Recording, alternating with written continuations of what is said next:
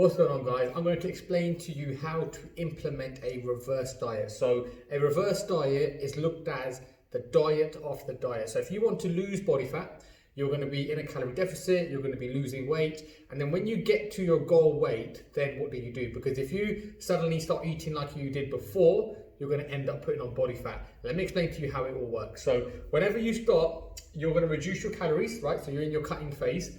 You're going to reduce your calories, then you're going to be losing weight. And then as that happens, when you lose weight, it's going to be inevitable that you are going to lose, your metabolism is going to go down.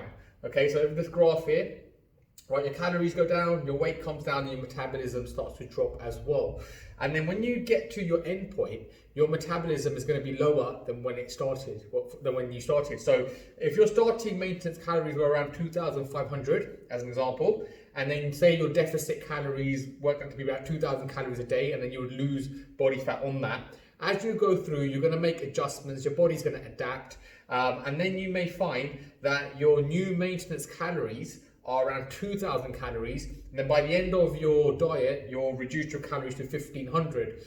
So at this point, you are eating 1,500 calories and you've lost body fat and you've hit your goal. So now the question is, what do you do going forward? Do you continue eating 1,500 calories a day forever? And that's not really ideal because that's quite low calories. You want to end up actually increasing your calories, but how do you do that without putting on body fat? And this is where you implement your reverse diet. So your option one is to increase your calories to your new maintenance. So you are at 1,500 calories by the end of your cut. You calculated what your new maintenance should be. It should be 2,000 calories. So then you increase your calories from 1,500 up to 2,000. You're eating your maintenance calories, so you should maintain your weight.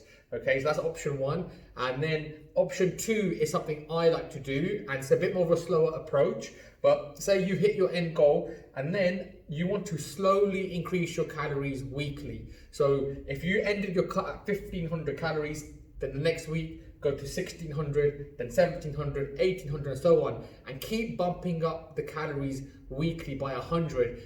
As long as your weight is kind of steady, and also take your measurements. If your waist is staying down, I would keep increasing the calories. I would even go, just as long as you're not putting on any body fat, just keep going. So you could take your calories all the way up to past 2,000, up past 2,500. And what we're trying to do here, with the increase in calories, we're trying to boost the metabolism back up. So your metabolism will come up with the calorie intake, but we're also trying to minimize your fat gain. So if you go quickly from low calorie to high calorie, you're going to be at risk of adding more fat cells and gaining a lot more body fat. So if you do it a slow approach, you let the body adapt, you let the body adjust to the new calories, and then you should start burning more calories overall, and your maintenance calories should increase over time. So that is what you want to do after you've done a diet. If you don't do this and you suddenly go to high calorie, you end up putting a lot of body fat, and this is where a lot of people do this kind of yo-yo diet where they lose weight, gain weight, lose weight, gain weight. That is not ideal. If you